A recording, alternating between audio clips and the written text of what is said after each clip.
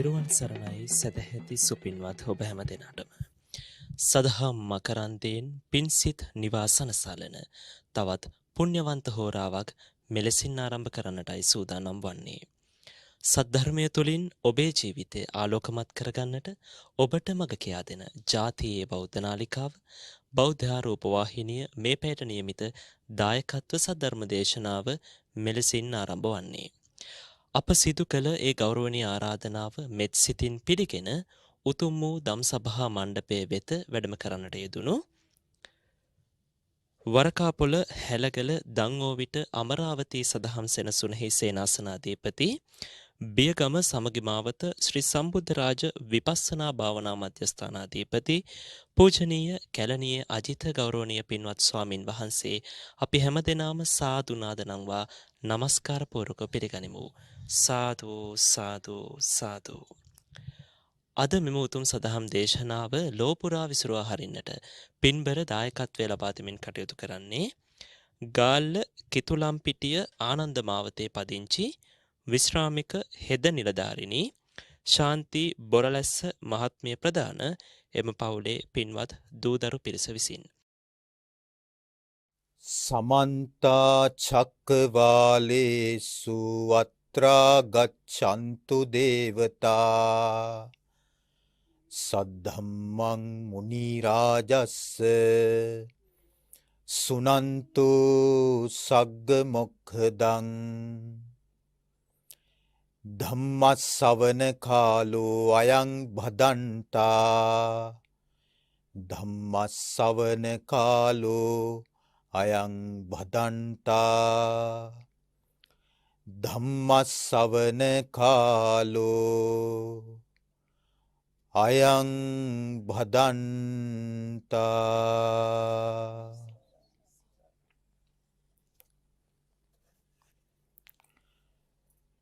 නමෝ තස්ස භගවතෝ අරහතෝ සම්මා සම්බුද්දස්ස නමෝ තස්ස භගවතෝ අරහතෝ සම්මා සම්බුද්දස්ස නමෝ තස්ස භගවතෝ අරහතෝ සම්මා සම්බුද්දස්ස.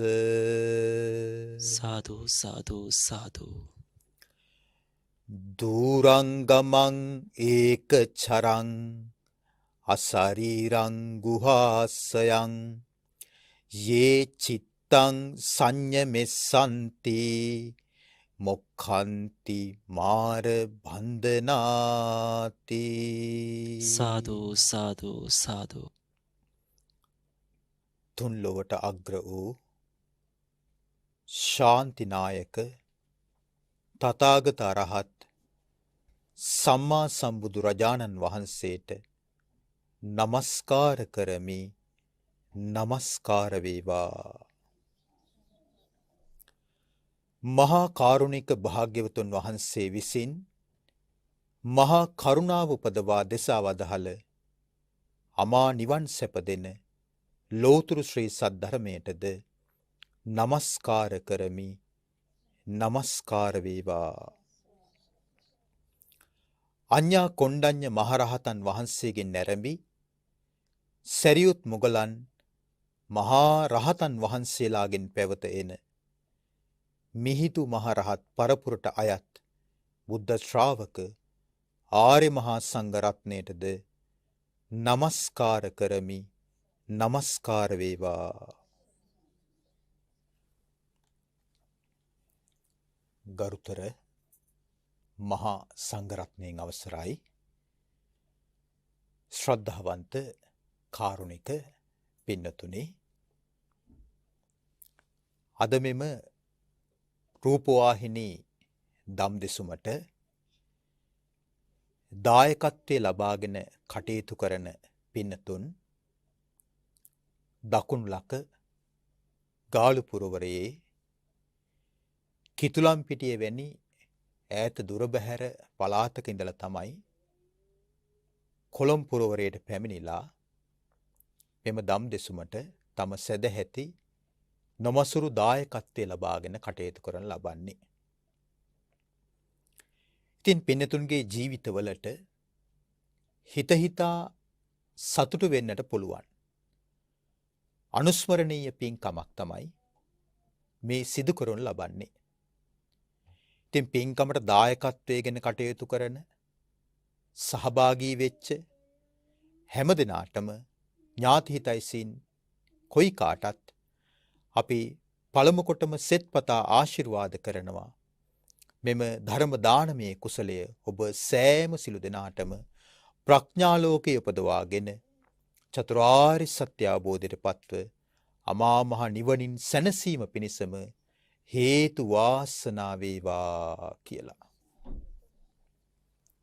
පින්නතුනි අද මෙම දම් දෙසුම පැවැත්වීමට පාදක කරගන්නේ අපි මීට පෙර අහපු උතුම් ගාථා රත්නයක නිදාන කතාව.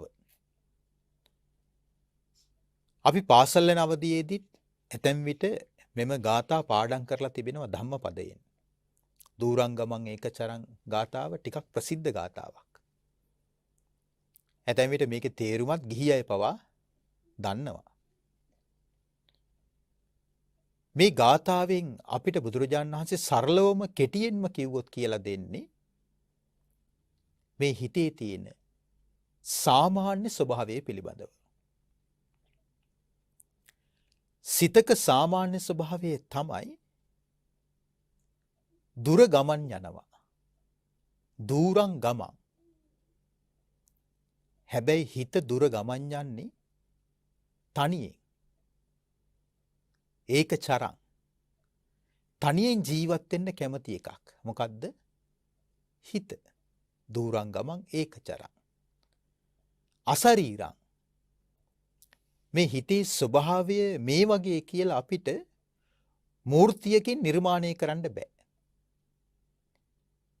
චිත්‍රයකට නගන්න බෑ හිත මෙන්න මේ හැඩයෙන් යුක්තයි කියලා. කොටිම කිව්වොත් හිතට ශරීරයක් නැහැ අශරීරං. ගුහාසයන්. නමුත් ජීවිතය නම් වූ ගුහාවේ තමයි මේ සිත වාසය කරන්නේ. යේ චිත්තං සංයමෙස්සන්ති. නමුත් එවැනි සිත, ඒ කියන්නේ දුර ගමන් යන, තනිව හැසිරෙන, නිශ්චිත හැඩයක් නැති අශරීර ජීවිතය නම් වූ ගුහාවේ සිටින සිත දමනය කරන්න පුළුවන්. මේ හිත සංවර කරන්න පුළුවන්. කොටින්ම මේ හිත නිවන් දක්වාම දියුණු කරගන්නත් පුළුවන්. එතකොට මොකද වෙන්නේ? මොක්ඛන්ති මාර බන්ධනා. මාර බන්ධනා. මාර බන්ධනේ මොක්ඛන්ති. නිදහස් වෙනවා. එහෙනම් මේ ගාථාවේ සරල අදහස ওই විදිහට ගත්තට හිත කියන එක එහෙම සරලව තේරුම් ගන්න පුළුවන් එකක් නෙමෙයි. සිතට ආවේනික ප්‍රධාන ලක්ෂණ දෙකක් තිබෙනවා. එකක් තමයි හැකිලීම. අනිත් එක තමයි විසිරීම. මේ හිත ඇතැම් විටක පොඩි දරුවෙක් වගේ. හරි මෘදුයි, හරි මොලොක්, හරි කීකරුයි, හරි යටහත් පහත්. හිතේ ස්වභාවය. ඇතැම් විටක මේ හිත හරි දරුණුයි, ප්‍රචණ්ඩයි, මුරණ්ඩුයි, හිතුවක්කාරයි කියන එක අහන්නේ නැහැ. හිතේ ස්වභාවය. ඇතැම් විටක මේ හිත මුනිවරයෙක් තරමටම සංසිඳෙනවා. ඇතැම් විටක මේ හිත ත්‍රස්තවාදියෙක් තරමටම ප්‍රචණ්ඩ වෙනවා. ඔබම ඔබේ හිත ගැන කල්පනා කරලා බැලුවොත් මේ හිතේ ඇතැම් කාල තියෙනවා ඇවිස්සෙන්නේ නැහැ. හිතක් තියෙනවද කියලා දන්නෙත් නැහැ. මේ හිත වැටෙන කාලෙකුත් වෙනවනේ. කලකිරෙනවා, එපා වෙනවා. ඇතැම් විට තමන්ට තමන්වත් එපා වෙන කාලෙ එනවා. තමන්ට තමන්ම දෙස් තියෙන කාලෙ නැද්ද? එනවා. භාගතුන් වහන්සේ ඒකායන නිවන් මඟ හැටියට පෙන්වන්නේ සතර සතිපට්ඨානයනේ. සතර සතිපට්ඨානෙදී උන්වහන්සේ තුන්වන සතිපට්ඨානයේ හැටියට පෙන්වන චිත්තානුපස්සනාව. අනුපස්සනා කියලා කියන්නේ යමකට අණුව දකින්නවා කියන එකයි. සිතට අණුව දකින්නවා. සිත තුලින් දකින්නේ මොකද්ද? මේ ලෝක ස්වභාවය. උන්වහන්සේ චිත්තානුපස්සනාවේ පෙන්නනවා සංකිත්තං වා චිත්තං සක්කිත්තං චිත්තන්ති පජානාති. මේ හිතේ ස්වභාවය ඇතුලේ සංකිත්ත හැකිලෙන ස්වභාවයක්. සංකිත්තං වා චිත්තං සංකිත්තං චිත්තන්ති පජානාති. වික්කිත්තං වා චිත්තං වික්කිත්තං චිත්තන්ති පජානාති. මේ හිතේ ඇතැම් ස්වභාවයක් තිබෙනවා බාහිරට හිත විසිරිලා යනවා. ඒක හරියට කොයි වගේද අලු ගොඩකට ගලක් ගැහුවාම මොකද වෙන්නේ? එහෙම නැත්නම් අලු ගොඩකට හුලඟක් ආවට පස්සේ මොකද වෙන්නේ? අලු ටික විසිරිලා යනවා. තව විදිහකින් කිව්වොත් මේ විසිරෙන හිත අවුල් වෙලා ගිය නූල් පන්දුවක් වගේ. නූල් පන්දු අවුල් වෙලා ගියාට පස්සේ අපි ගැට ලෙහන්න උත්සාහ ගන්නවානේ. ඇතැම් විට ගැට ලෙහන්න උත්සාහ ගන්නකොට තව කොහෙන් හරි ගැටයක් ගැහෙනවා. අපි නූල් පන්දුවත් එක්ක ඔට්ටු වෙලා බැරිම තැන ඒ අවුල් වෙච්ච හරිය මොකද කරන්නේ? හේම්මම අයින් කරලා දාලා කපලා අයින් කරලා දානවා. හැබැයි නූල් පන්දුව කපලා අයින් කරාට හිත කපලා අයින් කරන්න බෑනේ. බුදුරජාන් වහන්සේ දේශනා කරන මේ හිතේ ස්වභාවය චිත්ත විසයෝ අචින්තියෝ. හිත කියන්නේ මේ වගේ එකක් කියලා බුදු කෙනෙක් ඇරුණකොට හිතේ ස්වභාවය තව කෙනෙකුට හිතින් හිතලා අවසන් කරන්න බෑ කියනවා. ඒක අවිෂයයි කියනවා. යම් කෙනෙක් හිත කියන්නේ මේ වගේ එකක් කියලා හිතන්න ගත්තොත් උමතු වෙන්න පුළුවන් කියනවා. ඒ කියන්නේ මේ මොලේ අවුලක් හැදෙන්න පුළුවන් කියනවා. දවසක් බුදුරජාණන් වහන්සේ වැඩ ඉන්න කාලේ ඒ වගේ සිද්ධියක් වුණා. එක්තරා තරුණයෙක් හිතනවා මං අද ලෝකේ පරතරටම දකිනවා. ලෝකේ අඩියටම දකිනවාද මම?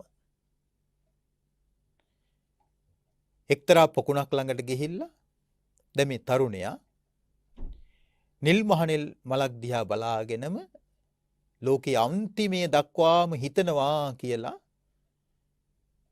ඒ අරමුණ තුලම හිත මේ තරුණයාගේ එකඟ වුණා. එතකොට මේ තරුණයාට පෙනෙනවා තව පිරිසක් පන්නගෙන අර නෙළුම් දණ්ඩ අස්සෙන් ඇතුළට යනවා. එතකොට මේ තරුණයා මේක දැකලා ආපසු එන ගමන් නගරේ ඉන්න අයට කෑ ගහලා කියනවා මං අද ලෝකේ කෙලවර දැක්කා. අද මම ලෝකේ පතුලම දැක්කා, අඩියම දැක්කා කියලා කියන්න ගත්තා. එතකොට දැන් මේ තරුණයා දැක්ක බව හැබෑව. නමුත් අනිත් අයට ඒක විශේෂයිද අවිශේෂයිද? අවිශේෂයිනේ. අනිත් අය කියන්නේ ගත්ත ඔහෙගේ ඔළුව හොඳ නැහැ. ඔහෙගේ ඔළුව නරක් වෙලා කියලා කියන්න ගත්තා. භාගතුන් වහන්සේ දේශනා කරනවා මහණෙනි. ඒ තරුණයා දැක්ක දේ හැබෑවක්. ඒක මුසාවක් නෙමෙයි. නමුත් ඒ තරුණයාට ඒක විශේෂ වෙන එකක් නෙමෙයි කියනවා. දැක්කද? හිතේ ස්වභාවය තමයි ඉක්මනින්ම කඩා වැටෙනවා. ධම්මපදයේම දේශනා කරන හිතේ ස්වභාවය පන්දනම්. ඉක්මනින් මේ හිත වැටෙනවා කියනවා. සැලෙනවා. දිනපතා අපිත් එක්ක සිනහමසු මොහොනින් කටයුතු කරන කෙනෙක් ඉන්නවා. කොහොමද අක්කේ? කොහොමද අයියේ කියලා hina වෙගෙන යනවා. දැන් දිනපතා මුණ ගැහෙන කෙනා තව දවසක යනවා බුම්මගෙන. සිනහ නොවි යනවා. අපේ හිත කඩා වැටෙන්නේ නැද්ද? කෙනෙකුගේ සිනහ රැල්ලක් මුවේ නැති වෙච්ච සැනින් අපේ හිත කඩා වැටෙනවා නම් ඔබ හිතන්නේ අපිට තියෙන ශක්තිමත් හිතක්ද දුර්වල හිතක්ද? දුර්වල හිතක්. ඇයි කෙනෙකුගේ සිනහරැල්ල නැති වෙච්ච ගමන් හිත කඩා වැටෙනවා. පන්දන. වහා සැලෙන්නේද වේ. චපලං. මේ හිත ස්ථිර අරමුණක පිහිටන්න කැමති නෑ. එහෙම සැරිසරා යන්න කැමති. දූරංගමන් කිව්වේ ඒකනේ. ඔහේ ඈත ඇවිද ඇවිදින්න කැමති. එක එක අරමුණු වල ලගින්න කැමති මේ හිත. තේරෙනවද? චපලං. හිත චපලයි. ස්ථිර අරමුණක පිහිටන්නේ. දුරක්කම්. මේ හිත රකින්න දුෂ්කරයි. මේ හිත රකින්න දුෂ්කරයි. දුරක්කම් කිව්වේ ඒකයි. දුන්නිවාරයන් වරදින් වළක්වන්න අමාරුයි. ඇතැම් විට ශරීරයේ වරදින් වළක්වන්න ලේසි. කට උනත් පියාගෙන ඉන්න පුළුවන්. නමුත් හිතේ හටගන්න අවුල් නේද? දැන් අපිට හිතින් ඒ කියන්නේ අපිට කයෙන් සිල්වත්ව ඉන්න පුළුවන්. වචනෙනුත් අපිට මොකවත් නොපවසා ඉන්න පුළුවන්. නමුත් අපේ හිත ගැට ගහන්න පුළුවන්ද? මේ හිතක ඇති වෙන සිතිවිලි ඇතැම් විට හරීම හිරිකිතයි. ඔබට ඇති වෙන සිතිවිලි ගැනම ඔබ හොඳට අධ්‍යයනය කළොත් එහෙම ඔබටම ඔබ ගැන ලැජ්ජා ඇති වෙයි. අනේ මට මෙහිමත් හිතෙනවනේ. චී කියලා හිතේ. තේරෙනවද? හිතේ සාමාන්‍ය ස්වභාවය. පින්නතුනි මේ දූරංගමං ඒකචරං ගාථාවට හරි අපූර්ව මේ නිදාන කතාවක් තිබෙනවා. මේ ධම්මපදයේ ගාථාවල නිදාන කතා තියෙන කොටසට කියනවා ධම්මපදට්ඨ කතාව කියලා කියනවා. ධම්මපද අට්ඨ කතාව. සද්ධර්ම රත්නාවලිය කියන ග්‍රන්ථයේ තිබෙන්නේත් මේ ධම්මපදයට ලියපු නිදාන කතා අට්ඨ කතා කියලා ඒවට කියනවා. දැන් සාමාන්‍යයෙන් අපි කියන අටුවා ටීකා ටිප්පණි කියලා. අනේ අටුවා කතාවක් තමයි මේක. කියන්නේ බුදුරජාණන් වහන්සේගේ දේශනාව ගාථාවෙන් නතර වෙනවා. ඊට පස්සේ ඒක නිදාන කතාව වෙනමම කියවෙනවා. ඒකට කියනවා අට්ඨ කතා අටුවා කතාව කියලා කියනවා. ඒකුනේ මෙහෙමයි. එක්තරා උතුම් ස්වාමින් වහන්සේ නමක් වැඩ සිටියා බුදුරජාණන් වහන්සේ වැඩ ඉන්න කාලේ. උන්වහන්සේ තමන්ගේ තරුණ කාලේ බුද්ධ ශාසනයට කැප කළා. ඒ කියන්නේ මහාන වුණා. උන්වහන්සේගේ නම සංඝරක්ඛිත උතුම් ස්වාමින් වහන්සේ නමක්. ඉතින් උන්වහන්සේ ගැන නෑදෑයන් පවා පැහැදිලා හිටියා. ඥාතින්ව පහදවන්න අමාරුයිනේ. නේද? කියන්නේ පැවිදි අපිටත් ඥාතින්ව පහදවන්න අමාරුයි. ගිහි ඔබටත් ඔබේ ඥාතින්ව පහදවන්න අමාරුයි. ඒ කියන්නේ සතුටු කරවන්න බෑ. මොනවා කළත් අඩුවක් දකිනවා. මොනවා කළත් පරහක් පෙනෙනවා. මොනවා කළත් හිස්තැනක් තියෙනවා. ඒක එකටම ඉන්නකොට තියෙන එකක්. වරදක් නිසා නෙමෙයි. එකටම ඉන්නකොට එහෙම තමයි. ඒ කියන්නේ රවුම් මූණත් පේනවා හතරැස් වෙලා.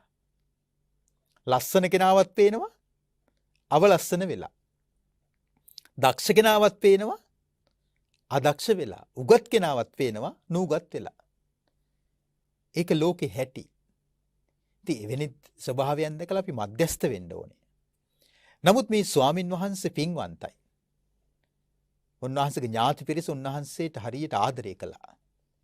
ගරු කළා. ඥාතින් කතා වුණා. අපේ ස්වාමින් වහන්සේ ලැබිච්ච දෙයකින් සතුටු වෙනවා. ඉල්ල කරදර කරන්නේ නැහැ. අපේ ස්වාමින් වහන්සේ හරියම සිල්වත්. ගුණ සම්පන්නයි. බඹසර සිල් සුරකින උතුම් කෙනෙක්. ඒක නිසා උන්වහන්සේ මේ බුද්ධ ශාසනය තුල මෙපමණ හික්මීමක් ලැබලා තියෙන්නේ. උන්වහන්සේට යම්කිසි ගැඹුරු අවබෝධයක් තියෙන නිසා වෙන්න ඕනේ කියලා ඥාතින් උන්වහන්සේගේ ඒ හැසිරීමට අවබෝධයට පැහැදිලා හිටියා. ඉතින් මේ සංඝරක්කිත ස්වාමින් වහන්සේට හිටියා සහෝදරියක්. ඉතින් මේ සහෝදරිය ඊ타ත්ම ශ්‍රද්ධා සම්පන්නයි. නිතර පංචශීලයේ ආරක්ෂා කරන තැනැත්තියක්. සතර පොහොයට අෂ්ටාංග සිල් සමාදන් වන තැනැත්තියක්. දැන් අදට පවා ගිහි ගෙදර විවේකීව ඉන්න අයට පොය හතරටම සිල් ගන්න පුළුවන්. නමුත් අද සිද්ධ වෙන බොහෝ විට පුරපසළොස්වක පොහොය දවසට සිල් සමාදන් වීම පමණයි. ඒකුණත් ප්‍රශංසා කටයුතුයි. නමුත් ඔබට පුළුවන් නම් ගිහි කෙනෙක් හැටියට දැන් ඇතැම් විට සතර පොහොය දවස් එනවනේ සතියේ දවස්.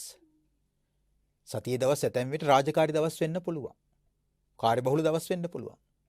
නමුත් ඔබට පුළුවන් පුරපසළොස්වකට අමතරව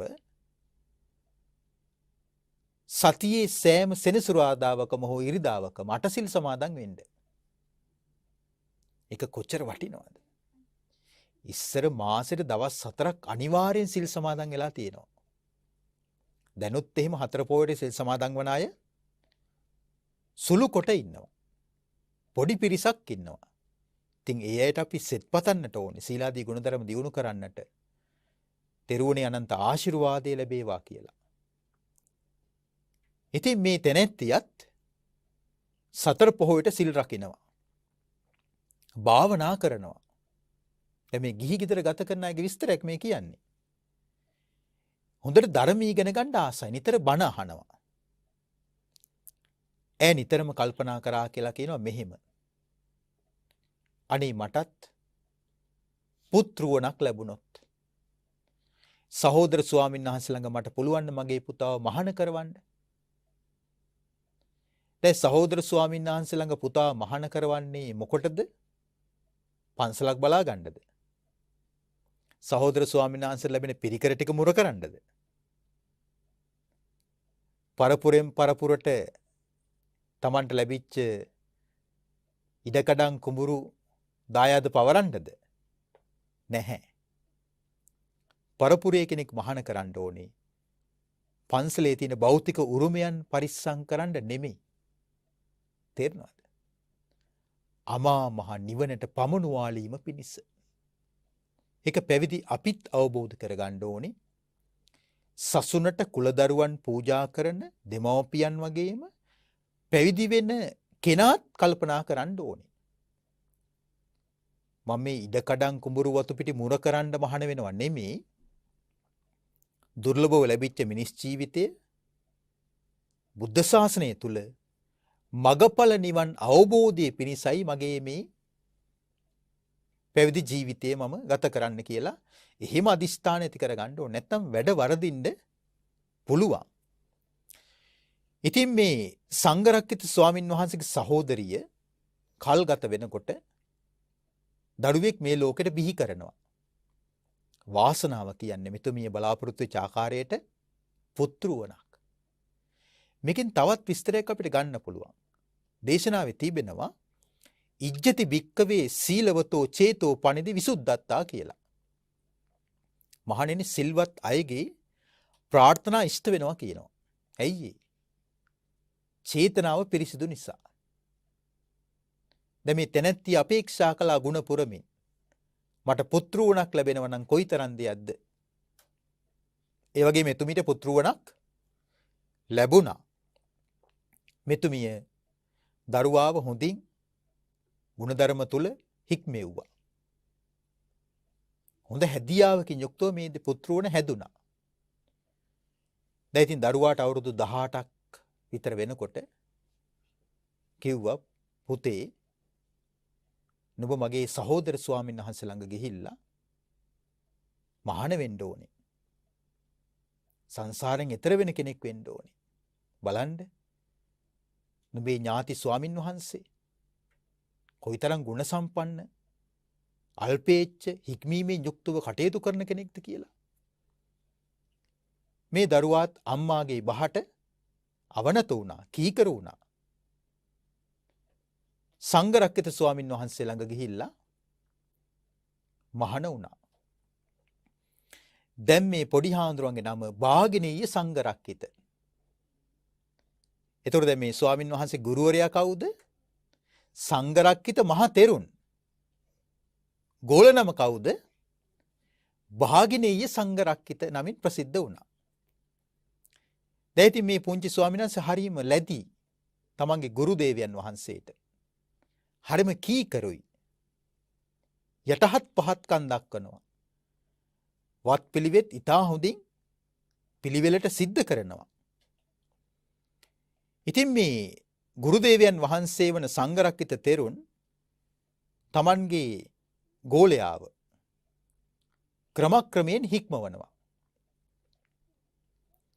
ඉතින් දැන් මේ දරුවා සසුන්ගත වෙලා පැවිදි වෙලා දැන් ඔන්න උපසම්පදා වුණා. දැන් ඉතින් වස්වසන්ඩ දුර ඈත සෙනසුනකට යන්න වුණා. තමන්ගේ සහෝදර ස්වාමින් වහන්සේලා සමග.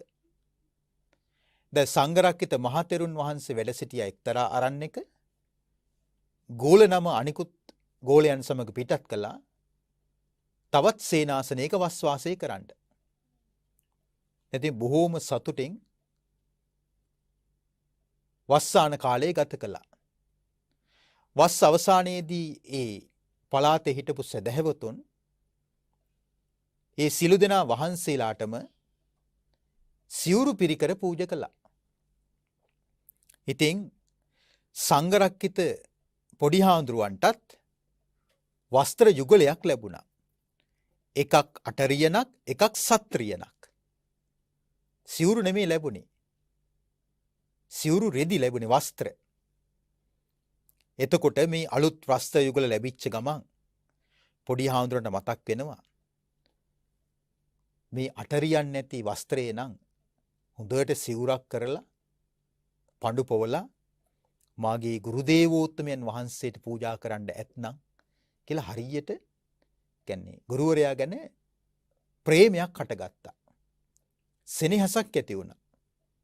ඉතින් සිවුරකුත් කරගෙන ස්වාමින් වහන්සේ දැන් දුර ඉඳලා දැන් ඉතින් දුර ගෙවාගෙන තමන්ගේ ගුරුදේවයන් වහන්සේ බැහැ දකින්න එනවා. මොකක් අරගෙනද?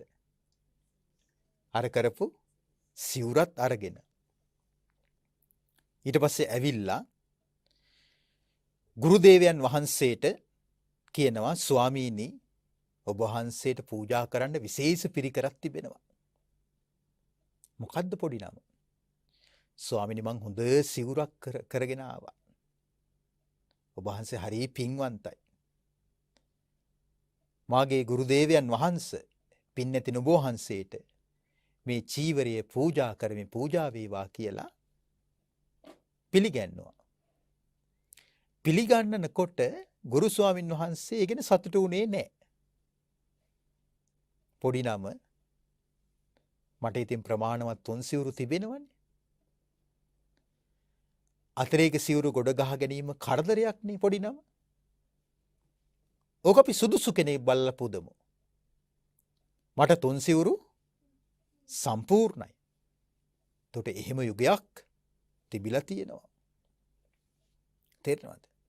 කියන්නේ අතරේක සිවුරක් පවා Tamanට පලිබෝධයක් කියලා හිතපු යුගයක් තිබිලා තියෙනවා. ඇතැම් අදට පවා උතුම් මහ සංගරුවන තුන් සිවුරෙන් පමණක් යැපෙනවා. තේරෙනවද? අතිරේකව අවශ්‍ය වුණොත් විතරක් චීවරයක් පරිහරණය කරනවා. ඒක නිසා ඒ ස්වාමින් වහන්සේලා අදට පවා ඒ විදිහ අල්පේච්ඡ ජීවිත ගත කරන අය වැඩ ඉන්නවා. ඉතින් දැන් ගුරුදේවයන් වහන්සේ සිවුර පිළිගත්තේ නැති නිසා දැන් හිතට එකපාරටම කලකිරීමක් ඇති වුණා. ඇයි මට මෙහෙම කරන්නේ? අපිට උනත් එහෙම හිතෙන්නේ නැද්ද? අපි ආසාවෙන් යමක් හදාගෙන යනවා. හරිද? අපි හිතමුකෝ දරුවෝ. දරුවෝ රට ඉඳලා විදේශ රටක ඉඳලා තමන්ගේ අම්මට හරි තාත්තට හරි තේරෙනවද? වටිනා යමක් අරගෙන එනවා. ඒතර මේක දික් කරපු ගමන් ඇවිල්ලා අම්මට මම තෑග්ගක් ගෙනාවා. තාත්තට මම විශේෂ දෙයක් ගෙනාවා කියලා දෙනකොට අම්මා හරි තාත්තා හරි කියන අනේ පුතේ මට මොකටද ඕවා? බාප්පට දෙන්න. පුංචි අම්මට දෙන්න කියලා කියනවා. එතද අම්මා වෙනුවෙන්ම හිත පහදවාගෙන ගෙනාපු එක අම්මා බාර නොගන්නකොට තාත්තා වෙනුවෙන්ම ගෙනාපු එක දුර බැහැර ඉඳලා තාත්තා පිළි නොගන්නකොට මොකක්ද ඇති වෙන්නේ? ඇතැම් විට ඒ දුන්න තැනම පොලේ ගහන්නත් ඉඩ තියෙන. ඔච්චර මොකක්ද ආඩම්බරේ? මම මෙච්චර ගෙනා ඔයාට දෙන්න නේද? එහෙම හිත කියන එක ඉක්මනින්ම වැටෙනවා. ස්වාමින් වහන්සේට එහෙම දෙයක්ම වුණා.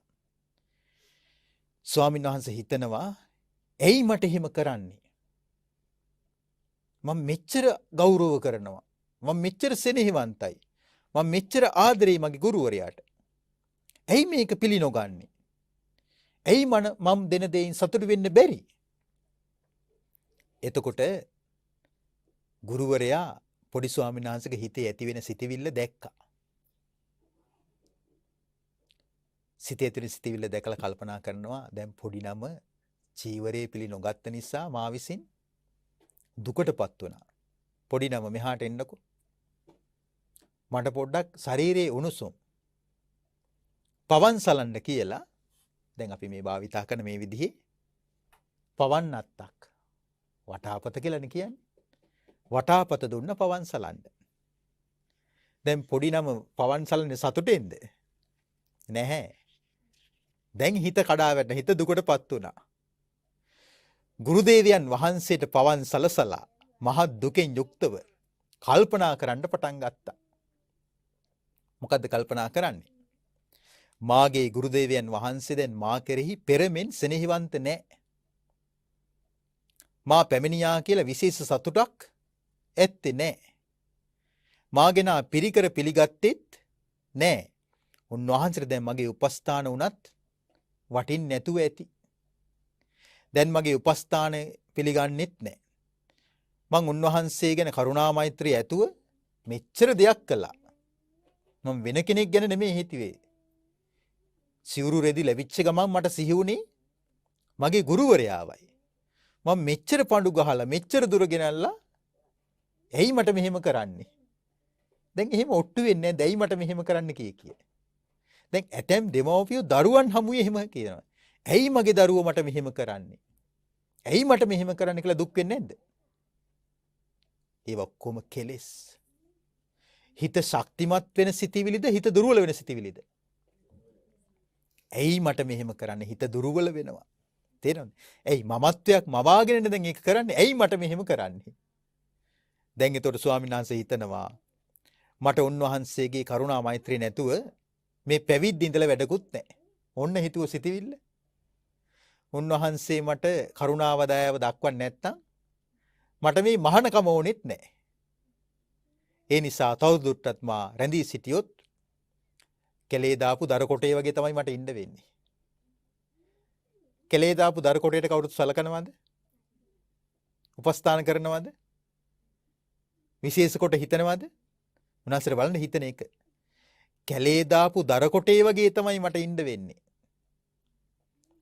දැන් පොඩි නම දිගින් දිගටම සිත නොමග යන ආකාරයට කල්පනා කරනවා. සිත නොමග යන ආකාරයට කල්පනා කිරීමට ධර්මයේ පාවිච්චි කරන වචනේ මොකක්ද කියලා දන්නවද? අයෝනිසෝ මනසිකාරය. කලින් අහපු වචනයක් නේ. ධර්ම දේශනාවල අපගේ ස්වාමින් වහන්සේලා නිතර කියලා දෙන වචනයක්. අයෝනිසෝ මනසිකාරය කියන වචනේ. දැන් මේ පොඩි ස්වාමින් වහන්සේගේ හිත වැටුනම කුමකටද? අයෝනිසෝ මනසිකාරයට. දැන් ඔන්න දිගින් දිගටම විතර්ක ਵਿਚාර වෙනවා. වැඩක් නෑ මට මේ මහානකම ඕනෙත් නෑ. එපා මට එපා. ඇයි මට මෙහෙම කරන්නේ? ඇයි මට මෙහෙම කරන්න කියලා මේකම දැන් කල්පනා කරන්න පටන් ගත්තා. තමා විසින් තමාව නොමග යන ආකාරය තේරුම් ගන්න මේ පොඩි ස්වාමින් වහන්සේට බැරි වුණා. තම ගුරුදේවයන් වහන්සේට පවන් සලසලා තමන්ගේ හිතින් පොඩි නම සිහින ලෝකයක අතරමං වුණා. එනම් මේ හිතේ ඊළඟ ස්වභාවය මොකද්ද? සිහින ලෝකයක අතරමං කරනවා. තේරෙනවද? හිතින් හීන දකින්නේ නැද්ද? ඇතැම් විට මේ නිින්දෙන් නෙමෙයි. ඔහේ විවේකීව තනි වෙලා ඉන්නකොට මේ හිත ඈත අපිව එකගෙන යන්නේ නැද්ද? දුර එකගෙන යන්නේ නැද්ද? විවිධ දේවල් මවන්නේ නැද්ද? විවිධ දේවල් මැවෙන්නේ නැද්ද? විවිධ දේවල් හිතන්නේ නැද්ද? විවිධ දේවල් හිතෙන්නේ නැද්ද? එහෙම වෙනවනේ. ඔන්න පොඩි හාමුදුරුවෝ මෙහෙම හිතනවා. මම යනවා ගෙදර. මට ඕනේ නෑ මේ සිවුර. මට ගුරුදේවයන් වහන්සේ නැතුව ඇති ඵලය මොකද්ද? ඔව් යනවා ගෙදර. ඒක තමයි මට කරන්න තියෙන හොඳම දේ. එහෙත් ගිය ගමන් ඉතින් මට සල්ලි බාගේ නෑනේ. දැන් මට ගිය ගමන් සල්ලි බාගේ නැහැ. ඒක නිසා සල්ලි හම්බ කරන එක ලේසි වැඩකුත් නෙමෙයි. ඒ වුණාට මට මේ තරුණකම තියෙන්නේ. ඔන්න අපිට වර්ධින තැනක්. මම හොඳ තරුණයිනේ. තරුණකම ගැන මත්වීමට භාවිතා කරන වචනේ මොකද්ද? යෞවන මදය. හොඳට හයිය හත්තිය තියෙනවා කියලා ජවය ගැන ජවයට රැවටෙනවා. තේනවද? මේ ශරීර හයිය හත්තියට රැවටෙන්නේ නැද්ද? ශරීර හයිය හත්තියට රැවටෙනවා. ගෑන් ළමයිනුත් රැවටෙනවා, පිරිමි ළමයිනුත් රැවටෙනවා. මේ පාටට පෙනුමට රැවටෙන්නේ නැද්ද? පාටට පෙනුමට රැවටිලා නොමග යන්නේ නැද්ද? වැරදි කරන්නේ නැද්ද? දුෂ්ටකම් කරන්නේ නැද්ද? තම දෙමව්පියන්ට පවා වෙනස්කම් කරන්නේ නැද්ද? එහෙම වෙනවනේ. ඥාතීන්ට කෙනෙහිලිකම් කරන්නේ නැද්ද? එහෙම වෙනවා. එහෙම වෙන්න පුළුවන්. දැන් මේ පොඩි හාමුදුරන්ට හිතෙනවා මම ඉතින් දැන් සිවුරු ඇරලා යනවා.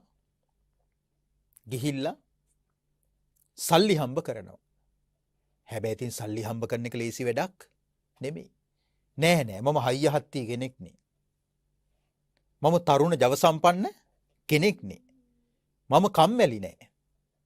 මට හොඳට ඇඟපත වෙහෙසලා වැඩ කටයුතු කරන්න පුළුවන්. හොඳම ක්‍රමේ තමයි මම කිරියල දෙනෙක් ගන්නවා. දැන් මොකෙද්ද ගන්න හදන්නේ? කිරියල දෙනක් ගන්නවා. අනික දැන් කිරියල දෙන්නොත් ඉක්මනට පැටව වදනවනේ. මට හොඳම දේ තමයි කිරියල දෙනක් ගන්න එක. හැබැයි ඉතින් කිරියල දෙනක් ගන්න සල්ලි කෝ? මට කිරියල දෙන කවුද අරන් දෙන්නේ ගෙදර ගියාම? මේ ගුරුවරයාට අරගෙන ආපු පිරිකරේ තියෙන්නේ. මේක ගොඩක් වටිනවා. මම මේක විකුණ ගන්නවා. මම මේ පිරිකරේ විකුණලා මේක මුදල් කරගෙන මේ මුදලෙන් ගන්නවා කිරියල දෙනක්. කිරියල දෙන අරගෙන ඉක්මනින්ම පැටියෙක් වදාවි. ඊට පස්සේ ඉතින් හැමදේම කිරි තමයි. දැන් මේ හිත යන දුර තේරෙනවද? කිරියල දෙන පැටියෙක් වැදුවාම හැමදේම කිරි ලැබෙනවනේ. මම එතකොට ඒ කිරි විකුණනවා.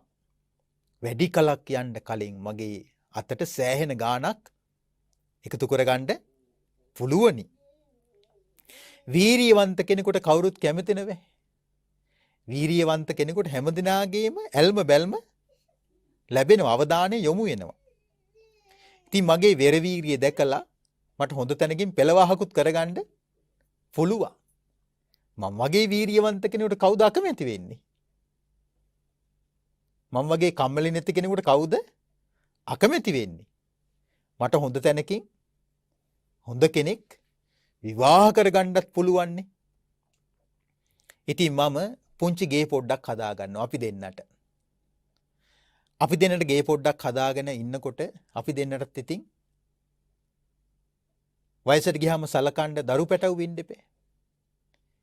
ඉතින් අපේ එක්කිනාට මං කියනවා මම ආස පුතෙකුට.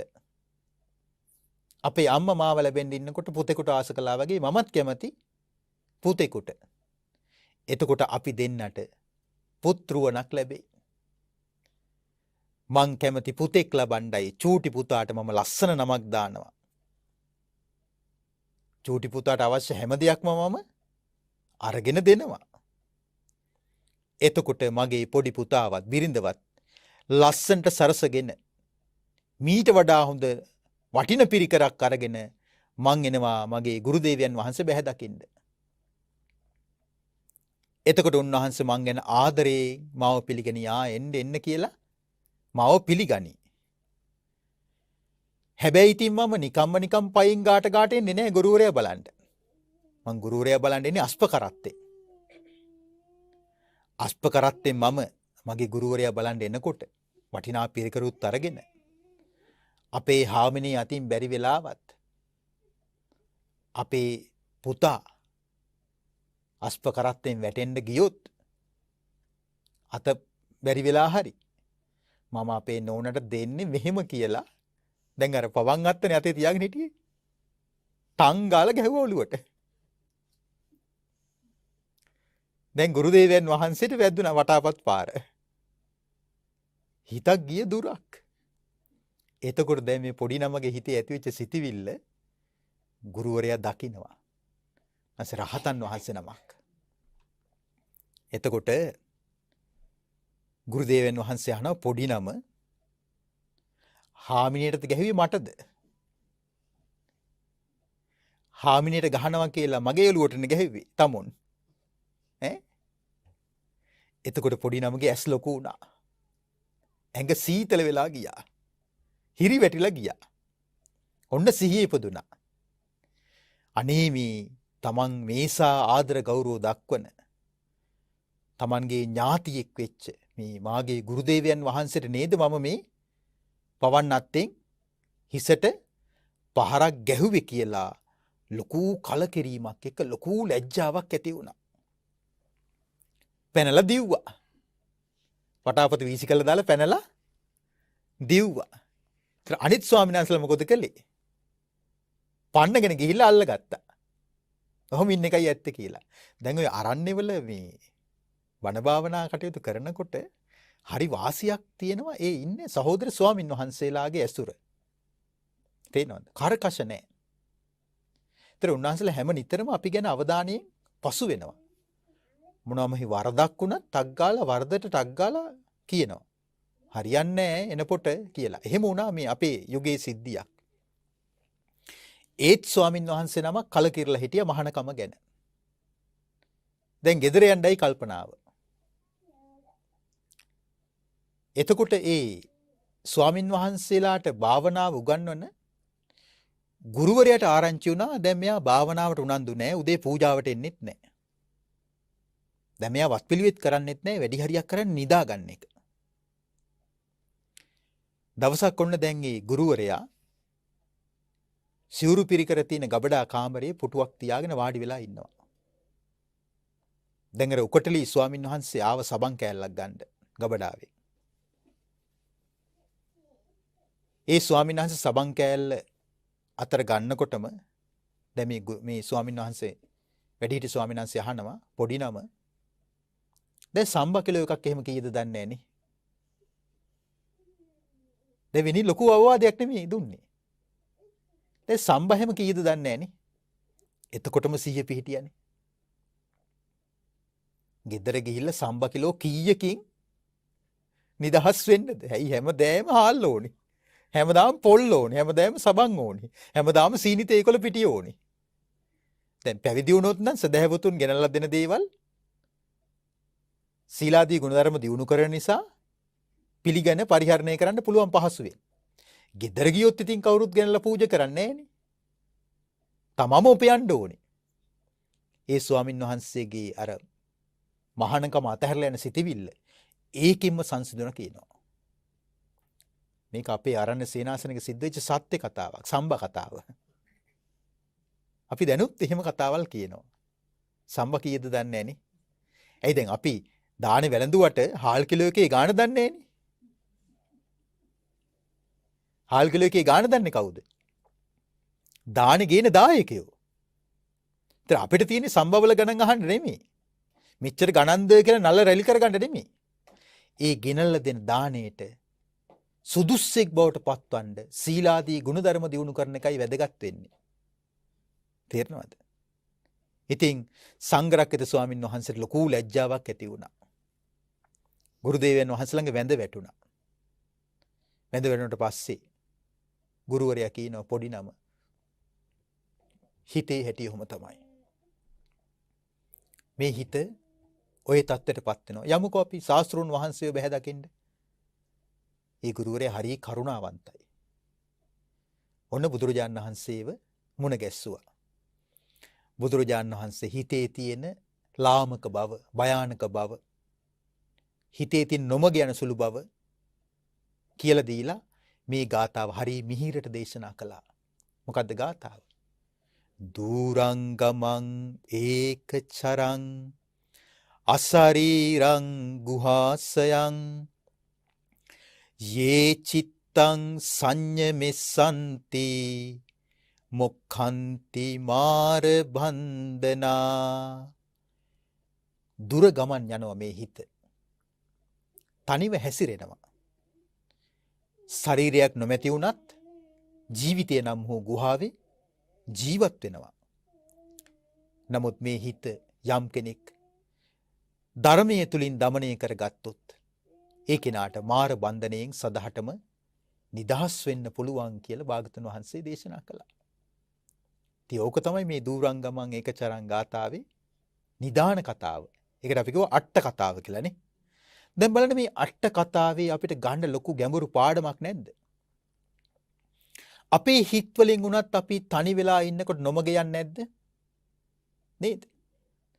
දුර යනවා, ඈත යනවා. කොහෙද කියලා නැහැ. ඇතැම් විට මේ නිස්කාරණේ තනි වෙලා ඉන්න වෙලාවට විතරක් නෙමෙයි. බෝධි පූජාව තියන්න බෝසෙවන්ට ඇවිල්ලා දෙයක් දෙකට එකතු කරලා වන්දනා කරන ගමන් ඉතිපිසෝ ගාතාව කියනවා. ස්වාක්කාත ගාතාව කියනවා. සුපටිපන්න ගාතාව කියනවා. හිත වෙන අහක. ගාත කියනව පුරුද්දට ගාත කියලා ඉවර වෙලා කල්පනා කරනවා. ඈ මම ඉතිපිසෝ ගාතාව කිව්වද? මම ස්වාක්කාත ගාතාව කිව්වද? සුපටිපන්න ගාතාව මගේ අතින් කියුණාද? කරණීය මෙත්ත සූත්‍රෙත් මම කියලා ඉවරයිද? එතකන් හිත කොහෙ ගිහිල්ලාද? දූරංගම. දුර ගිහිල්ලා. තව කෙනෙක් පටලගෙනද? ඒකචරං තනිව. ඒක නිසා තෙරුවන් වන්දනා කරන වෙලාවටත් මේ හිත අපිව ඈත අරගෙන යනවනම් ඒ අරමුණෙන් අත්මුදෝලා. කුසලයක් වඩන්නට ආ කලත් මේ හිත කුසලයෙන් අපිව මුදෝලා. වෙන වෙන අරමුණු වල අතරමං කරනවා නම් අකුසලයකට හිත වැටුනොත් බේර ගන්න ලේසිද? ලේසි නෑ. ඒක නිසා හිත රැක ගන්නම බුදුරජාණන් වහන්සේ දේශනා කරපු භාවනාවල් තියෙනවා. හිත පරිස්සම් කර ගැනීම පිණිසම දේශනා කරපු භාවනා ක්‍රම තියෙනවා. එකක් තමයි බුදු ගුණ භාවනාව. හරියට හිත පරිස්සම් වෙන භාවනාවක්. ධර්මයේ ගුණ භාවනාව, ධම්මානුස්සතිය. රහතන් වහන්සේලා ගැන සිහි කරන භාවනාව මොකද්ද? සංඝානුස්සතිය. හිත පරිස්සම් කරගන්න භාවනාව. මෛත්‍රී භාවනාවෙන් හිත පරිස්සම් වෙනවා. තේරෙනවද? අසුභ භාවනාව කළත් හිත පරිස්සම් වෙනවා. අනිත්‍ය භාවනාව කළත් හිත පරිස්සම් වෙනවා. මරණ සති භාවනාව කළත් හිත පරිස්සම් වෙනවා. ආනාපාන සතියෙන් තමයි හිතේ තියෙන කැළමිලි ගතිය සම්පූර්ණයෙන්ම සංසිඳවන්නේ. භාගතුන් වහන්සේ දේශනා කරන විතර්ක බහුල නම් එක එක දේවල් හිතනවා නම් බහුල වශයෙන් ආනාපාන සතිය වඩන්න කියනවා. තේරෙනවද? ඒක නිසා පැවිදි අපිටත් ගිහි ඔබටත් මේ ධර්ම දේශනාවෙන් ගන්න ලොකු පාඩමක් තිබෙනවා. දැන් බලන්න පොඩි හාමුදුරුවෝ හිතින් ගිය දුරක් පිරිකර පිළිගත්තේ නැහැ කියලා දුකටපත් වෙලා හිතුවා මම යන්න මහාන කමත් අතහැරලා දාලා. මං ගිහිල්ලා ඔව් කිරි ගොවි තැනක් කරගෙන එළදෙනෙක් අරගෙන කිරි දෝලා ඒවා මුදල් කරලා හොඳට යසීසිරු ඇතුව ජීවත් වෙනකොට හාමිනේ කෙනෙකුත් අරගෙන දරු පෙටියකුත් හදාගෙන ගුරුවරයා බලන් දෙනවා පිරිකරකුත් අරගෙන. හැබැයි අපේ හාමිනේ පොඩි දරුවව බැරි වෙලාවත් වැට්ටුවොත් මේම දෙන්න කියලා ටොක් ගාලා වටාපතින් එහෙව කාටද? ලොකු හාමුදුරුවන්ට. එහෙම වෙන්න බැරිද? නේද? තනියෙන් hina වෙන්නේ නැද්ද? හිතේ හැටි. හිත මායාවක්. තනියෙන් අඬන්නේ නැද්ද? නේ? තනියෙන් කියවන්නේ නැද්ද? මේ හිතේ හැටි තනියෙන් hina වෙනවා, තනියෙන් අඬනවා, තනියෙන් කියවනවා. ඒ හැම එකක්ම නීවරණ වලටයි අයිති. නීවරණ වලින් හිත වැහිලා ගියාට පස්සේ බුදුරජාණන් දේශනා කරනවා ඇත්ත දකින්න බෑ කියනවා. තේරෙනවද? ඒ විතරක් නෙමෙයි හිතට ඇති වෙන ක්‍රෝධය. පලිගන්න සිතිවිලි, ඊර්ෂ්‍යා සහගත සිතිවිලි, අහංකාරකම්, මාන්නක්කාරකම් කොහෙද හටගන්නේ? හිතේ. මේ හිත දමනය කරන්නයි බුදු කෙනෙක් පහළ වෙලා ශ්‍රී සද්ධර්මයේ දේශනා කරන්නේ. ඒක නිසා අද මේ ශ්‍රවණය කරපු උතුම් ධම්මපද ගාථාව, ඒ අනුසාරයෙන් අපි කතා කරපු මේ ධම්මපද අට කතාව ඔබ හැම දිනාටම ප්‍රඥාලෝකයේ ඇති කරගෙන මේ සිතේ මායාකාරී ස්වභාවයේ තේරුම් අරගෙන භාගතුන් වහන්සේ වදාළ ධර්මයෙන් මේ හිත පදම් කොට චතුරාර්ය සත්‍ය අවබෝධයෙන් අමා නිවනින් සැනසීම පිණිසම මේ ධර්ම දානමේ පින්කම හේතු වේවා, වාසනාව වේවා. පුණ්‍ය අනුමෝදනාව. ගාල්ල කිතුලම්පිටිය ආනන්ද මාවතේ පදිංචි විශ්‍රාමික හෙද නිලධාරිනී ශාන්ති බොරලැස්ස මහත්මිය ඇතුළු දූදරුවන් පිරිස විසින් මෙම උතුම් ධර්ම දානමේ පින්කමට තම සදැහැති දායකත්වයේ ලබාගෙන කටයුතු කරන ලබනවා. ඉතින් විශ්‍රාමික හෙද නිලධාරිනී ශාන්ති බොරලැස්ස මහත්මිය ඇතුළු පවුලේ දූදරුවන් වන හැම දෙනාටමත් අපි සෙත්පතමින් ආශිර්වාද කරනවා. නිර්වාණ අවබෝධයේ පිණිසම මෙම ධර්ම දානමේ කුසලයේ ඔබ හැමතෙම හේතු වාසනා වෙත්වා කියලා. පිනතුන් බලාපොරොත්තු වෙනවා අරමුණු හැටියට පුණ්‍යානුමෝදනා සිදු කිරීමට පරලෝසැපත් විශ්‍රාමික විශේෂ ශ්‍රේණියේ හෙද නිලධාරී දයානන්ද බොරලැස්ස මෙතිතුමාගේ 70 වන ජන්මදිනය නිමිත්තෙන් එතුමාට පුණ්‍යානුමෝදනා කිරීමටත් එතුමාගේ මෑණියන් වන පරලෝසැපත් මාග්‍රට් බොරලැස්ස මහත්මියට සහ පියාණන් වන ජෝර්ජ් බොරලැස්ස මහතා ඇතුළු පවුලේ නමින් මියගිය සියලුම ඥාතීන්ට පින් පැමිණවීමටත් ශාන්ති මහත්මියගේ මෑණියන් වන ගර්ටි මනම්පේරි පියාණන් වන WPG සිරිසේන යන දෙමව්පියන්ට පුණ්‍යානුමෝදනා කිරීමට වගේම පවුලේ සියලුම නමින් මියගිය ඥාතීන්ට පින් පැමිණවීමටත් බුද්ධික විතාරණ මහතාගේ පියාණන් වන ආර්යදාස විතාරණ මහතාට පින් පැමිණවීමටත් මෙම ධර්ම දානමේ පින්කම සිදු කරනවා. ඉතින් නමින් මියගිය සියලු දෙනා මේ පින් අනුමෝදන්ව සාංශාරික වශයෙන් සැප ලබත්වා නොදුරු ජීවිතයකදී අමා නිවනින් සැනසීමට පත්වෙත්වා.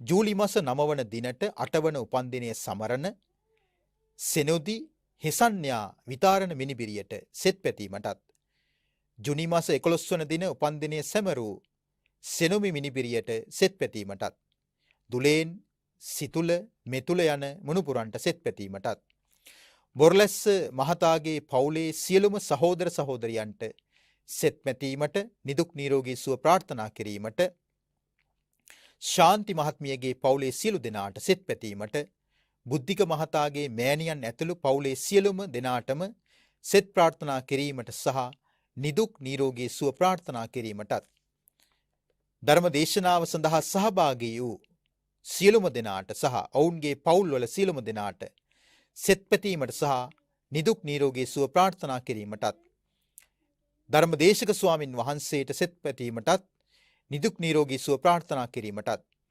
බෞද්ධ මාධ්‍යාලයේ සභාපති ගරු ස්වාමින් වහන්සේ ඇතුළු සියලුම කාර්ය මණ්ඩලයට සෙත් පැතීමට සහ නිදුක් නිරෝගී සුව ප්‍රාර්ථනා කිරීමේ අරමුණින් දායකත්වයේ ලබාගෙන කටයුතු කරනු ලබනවා. ඉතින් රැස් කළ උදාරතර පුණ්‍ය ධර්මයෝ පිනැති පින් කැමති සියලු දෙවිවරු මේ පින් අනුමෝදන්ව සැප ලබත්වා. පිනැතියන් වන ඔබ හැම දෙනාටම දෙවියන්ගේ දෙහැමි ආරක්ෂා සම්පාදනය කරත්වා. දෙවියෝද මේ පින් බලයෙන් අමා නිවනින් සැනසෙත්වා. අපෝත්ති වදාළ පූජනීය දරණාගම කුසල ධම්ම නාසමිඳුන් වහන්සේ වර ප්‍රමුඛ අපවත් වෙච්ච සියලු ස්වාමින් වහන්සේලාටත් රටදෑ සමය වෙනුවෙන් දිවි පිදූ වීරෝදාර රණවිරුවන්ටත් COVID-19 වෛරස් වසංගතයේ හේතුවෙන් ලෝපුරා ජීවිතයෙන් සමුගත් ලක්ෂ සංඛ්‍යාත හැම දෙනාටමත් මේ හැම පිනක්ම සංසාර දුක්ඛයන්ගෙන් අත් මිදීම පිණිසම හේතු වාසනා වෙත්වා. අපගේ උතුම් ගුරු දේවෝත්තමයන් වහන්සේලාටත් මහෝපාද්‍යයන් වහන්සේලාටත් ත්‍රිනිකායක පූජනීය වන්දනීය සමස්ත මහා සංඝරත්නයටත් කල්යාණ මිත්‍ර සියලු ස්වාමින් වහන්සේලාටත් මේ හැම පිනක්ම නිවන් පිණිස පාරමී වේවා. දායක පින්නතුන්ටත් රටපුරා ලෝපුරා සදහම් ඇසූ සෑම සිලු දෙනාටත් මේ හැම පිනක්ම නිවන් පිණිසම හේතු වේවා වාසනාව වේවා. ආකාසට්ටා ච බුම්මට්ඨා දේවානාගා මහිද්దికා පුඤ්ඤන්තං අනුමෝදිත්වා චිරන් රක්ඛන්තු ශාසනං. ආකාසට්ටා ච බුම්මට්ඨා දේවානාගා මහිද්దికා පුඤ්ඤන්තං අනුමෝදිත්වා චිරන් රක්ඛන්තු දේශනං. ආකාසට්ටා ච බුම්මට්ඨා දේවානාගා මහිද්దికා පුඤ්ඤන්තං අනුමෝදිත්වා චිරන් රක්ඛන්තු ත්වං සදා. සාදු සාදු සාදු. සදහතුනි, ඔබ අප කෙරෙහි අනුකම්පාවෙන් මෙම උතුම් වූ සදහම් දේශනාව පවත්වා වදාළ වරකාපොළ හැලගල දංஓවිට අමරාවතී සදහම් සෙනසුනෙහි සේනාසනාධිපති බියගම සමගිමාවත ශ්‍රී සම්බුද්ධ රාජ විපස්සනා භාවනා මධ්‍යස්ථානාධිපති පූජනීය කැලණිය අජිත ගෞරවනීය පින්වත් ස්වාමින් වහන්සේට තවත් චිරාත් කාලයක් මෙවැනි වූ ශාසනික කර්තව්‍යයන් සිදු කරන්නට ශක්තිය, ධෛර්යය, නිදුක් නිරෝගී චිරජීවනයේම ලැබේවායි අපි හැමදෙනාම සාදු නාදනම්වා ප්‍රාර්ථනා කරමු. සාදු සාදු සාදු. ඒ උතුම් වූ ප්‍රාර්ථනාවත් සමගින් ධර්මදේශනාවේ දායකත්වය ලබා ගනිමින් කටයුතු කළ පින්වත් පිරිසට දේශකයන්න් වහන්සේට පරිස්කාර පූජා කරන්නට ආරාධනා කරමින් බෞද්ධ ආරෝප වාහිනිය ඔබ වෙනුවෙන් sannivedanaya කරන්නට යෙදුන මේ පෙර නියමිත දායකත්ව සද්ධර්ම දේශනාව මෙලෙසින් නිමවට පත්වන්නේ පින්වත් ඔබ සෑම දිනාටම සම්මා සම්බුදු සරණයි.